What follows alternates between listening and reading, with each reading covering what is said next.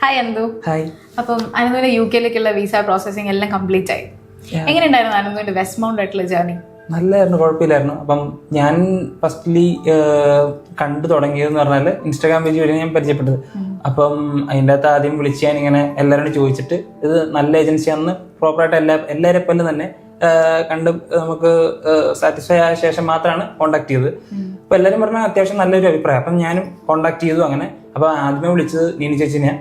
അതേപോലത്തേട്ടും ഇതുപോലെ തന്നെ ഗ്യാസിൻ്റെയും അങ്ങനെയുള്ള എല്ലാ ഡീറ്റെയിൽസും കോസ്റ്റ് ഡീറ്റെയിൽസും എല്ലാം അറിഞ്ഞ ശേഷം റസിയ ചേച്ചിയുടെ നമ്പർ തരുമായിരുന്നു.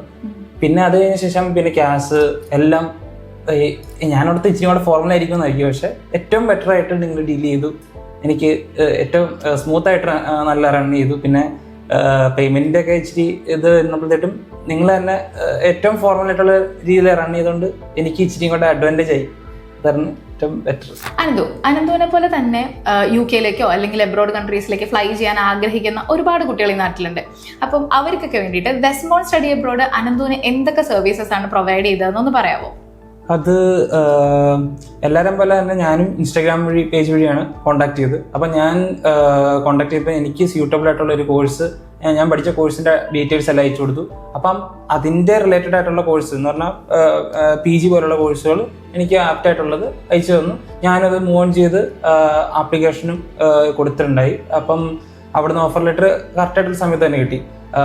അത് കഴിഞ്ഞ് വിഷയം വന്നതെന്ന് പറഞ്ഞാൽ ഗ്യാസിൻ്റെ സമയത്ത് ഗ്യാസും പക്ഷേ ഇച്ചിരി ചെറിയൊരു ഡോക്യുമെന്റ് റിജക്ഷൻ ഒക്കെ വന്നാലും ആ സർവീസിന്റെ ഒരു ഏറ്റവും നല്ലൊരു സർവീസ് ഉള്ളതുകൊണ്ട് തന്നെ നമുക്ക് നൈറ്റിൽ തന്നെ ആ ഒരു റീ അപ്ലോഡ് ചെയ്ത് സംഭവം ഡീലാക്കി തരണം. എനിക്ക് പേഴ്സണലി ഫീൽ ചെയ്തതെന്ന് പറഞ്ഞാൽ ഞാൻ ഉദ്ദേശിച്ചേക്കാൾ നല്ലൊരു സർവീസ് ഇവിടുന്ന് കിട്ടിയത്. അപ്പം നമ്മൾ ആദ്യമായിട്ടല്ലേ നമ്മൾ മീറ്റ് ചെയ്യണത്. അപ്പം നമ്മളോർക്കണം ഇച്ചിരി കൂടെ ഫോർമലായിട്ടുള്ള ഇതൊക്കെ ആയിരിക്കും ഇവിടെ ഉണ്ടാവുക. അതുപോലെ തന്നെ ബാക്കിയുള്ള ഏജൻസിയെ ഭയങ്കര ഫോർമലായിട്ടാണ് ഡീൽ ചെയ്യണമെന്ന് പറഞ്ഞാൽ നമ്മളിരിക്കുന്നത്. പക്ഷെ നിങ്ങളുടെ സർവീസ് ഏറ്റവും ബെറ്റർ ആണെന്ന് ഞാൻ പറയുള്ളൂ. ഞാൻ ചിന്തിക്കണേലും നല്ലൊരു രീതിയിലാണ് നിങ്ങളുടെ സർവീസ് പോയത്.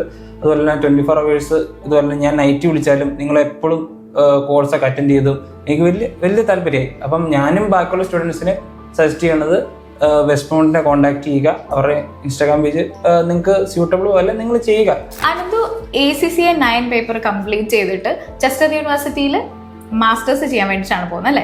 എന്താണ് ഫ്യൂച്ചർ പ്ലാൻസ്? എന്തൊക്കെയാണ് ഫ്യൂച്ചർ പ്ലാൻസ് എന്ന് പറഞ്ഞാൽ ഇവിടെ ഞാൻ 1 year സർവീസിലുണ്ടായിരുന്നു GST പ്രാക്ടീഷണറിന്റെ കീഴിൽ. അതുപോലെ തന്നെ അതിൻ്റെ ഒപ്പം തന്നെ 9 പേപ്പേഴ്സ് കംപ്ലീറ്റ് ആക്കി BCom ഉണ്ട്. അപ്പം MSc കഴിഞ്ഞിട്ട് എനിക്കൊരു അക്കൗണ്ടന്റ് അല്ലെങ്കിൽ ഒരു ഓഡിറ്റർ അല്ലെങ്കിൽ അനലിസ്റ്റ് ആയിട്ടുള്ള ജോബ് നോക്കാനാണ് താല്പര്യം. അപ്പം ACCA എന്ന് പറയുമ്പോൾ ഇന്റർനാഷണലി അക്സെപ്റ്റഡ് ആണല്ലോ. അതുപോലെ 181 കൺട്രീസിൽ അക്സെപ്റ്റഡ് ആയിട്ടുണ്ട്. നമുക്ക് ഏറ്റവും സ്യൂട്ടബിൾ ആയിട്ടുള്ളത് UK ആയിരിക്കും. അപ്പം അതുകൊണ്ടൊക്കെ തന്നെയാണ് ഞാൻ ചൂസ് ചെയ്തത്. പിന്നെ എൻ്റെ ആഗ്രഹം എന്ന് പറഞ്ഞാൽ ഓഡിറ്ററാണ്, ഒരു ഇന്റേണൽ ഓഡിറ്റർ ആവുമെന്നുള്ളതാണ് എൻ്റെ ഒരു താല്പര്യം. അപ്പോൾ നടന്നാൽ മതിയായിരുന്നു. ഓക്കെ, അനന്തു ചൂസ് ചെയ്ത course MSc accounting in Chester university അല്ലേ? അതെ. അപ്പം ആ കോഴ്സിന്റെ മൊഡ്യൂൾസ് ഒക്കെ അനന്തുവിന്റെ ഈ ACCA സപ്പോർട്ട് ചെയ്യുന്ന കാര്യങ്ങളാണോ? അതെ, അതിൻ്റെ അകത്ത് ഫസ്റ്റ് ബേസിക് ആയിട്ടുള്ള 4 levels പേപ്പർ ഉണ്ട്. F1, F2, F3, F4 എന്ന് പറയുന്ന ബേസിക് ഇതുണ്ട്. അത് BCom ഗ്രാജുവേറ്റ്സിനും പറ്റും. 4 level എക്സംഷൻ വരുന്നുണ്ട്. അപ്പം ഈ MSc അക്കൗണ്ടിങ് കഴിഞ്ഞ് കഴിഞ്ഞാൽ നമുക്ക് 7 പേപ്പർ എക്സംഷൻ കിട്ടുന്നുണ്ട് BCom കഴിഞ്ഞ് വരുന്നവർക്ക്.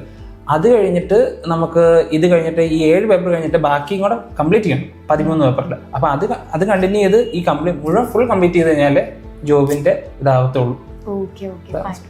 അപ്പൊ ആ 4 പേപ്പർ കംപ്ലീറ്റ് ചെയ്യാനും ഒരു സക്സസ്ഫുൾ കരിയർ അച്ചീവ് ചെയ്യാനും തീർച്ചയായിട്ടും ദൈവത്തിന്റെ അനുഗ്രഹവും അനന്തുവിന്റെ പരിശ്രമവും കൂടെ ഉണ്ടാവട്ടെ ഞാൻ ആശംസിക്കുന്നു. Okay, by.